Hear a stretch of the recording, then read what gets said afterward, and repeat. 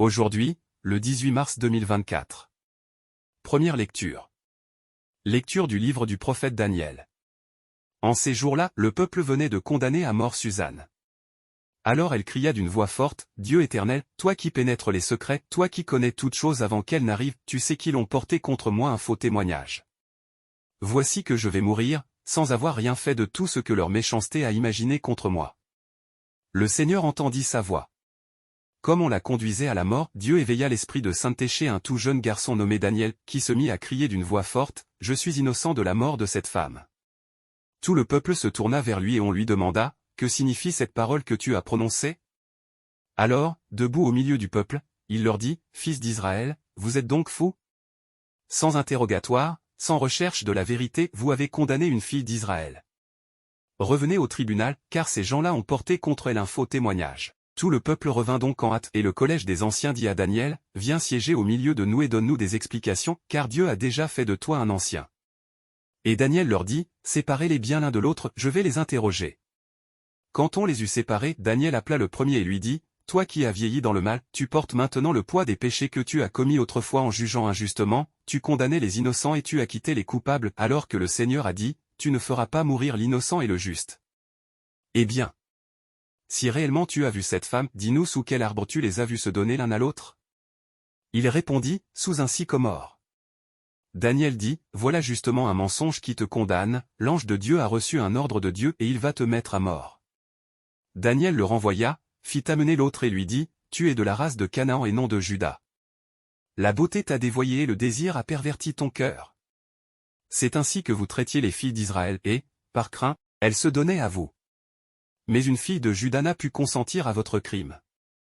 Dis-moi donc sous quel arbre tu les as vus se donner l'un à l'autre. » Il répondit, « Sous un châtaignier. » Daniel lui dit, « Toi aussi, voilà justement un mensonge qui te condamne, l'ange de Dieu attend, l'épée à la main, pour te châtier et vous faire exterminer. » Alors toute l'assemblée poussa une grande clameur et bénit Dieu qui sauve ceux qui espèrent en lui. Puis elle se retourna contre les deux anciens que Daniel avait convaincus de faux témoignages par leur propre bouche. Conformément à la loi de Moïse, on leur fit subir la peine que leur méchanceté avait imaginée contre leurs prochains, on les mit à mort. Et ce jour-là, une vie innocente fut épargnée. Parole du Seigneur. Nous rendons grâce à Dieu. Psaume 22, 23. Si je traverse les ravins de la mort, je ne crains aucun mal, car tu es avec moi, Seigneur. Le Seigneur est mon berger. Je ne manque de rien. Sur des prés d'herbes fraîches, il me fait reposer.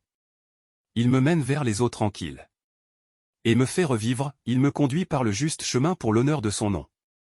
Si je traverse les ravins de la mort, je ne crains aucun mal, car tu es avec moi. Ton bâton me guide et me rassure.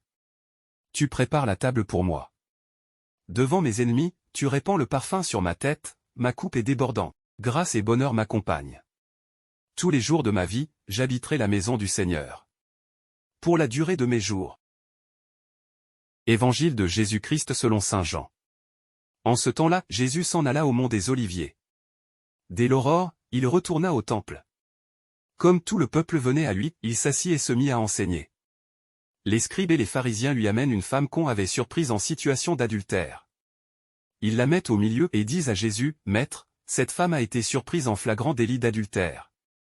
Or, dans la loi, Moïse nous a ordonné de lapider ces femmes-là.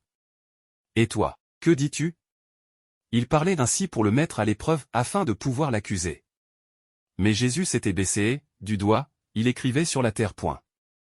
Comme on persistait à l'interroger, il se redressa et leur dit, « Celui d'entre vous qui est sans péché, qu'il soit le premier à lui jeter une pierre. » Il se baissa de nouveau et il écrivait sur la terre. Eux, après avoir entendu cela, s'en allaient un par un, en commençant par les plus âgés. Jésus resta seul avec la femme toujours là au milieu. Il se redressa et lui demanda, « Femme, où sont-ils donc? Personne ne t'a condamné ?» Elle répondit, « Personne, Seigneur. » Et Jésus lui dit, « Moi non plus, je ne te condamne pas. Va, et désormais ne pêche plus. » Acclamons la parole de Dieu. Louange à toi Seigneur Jésus.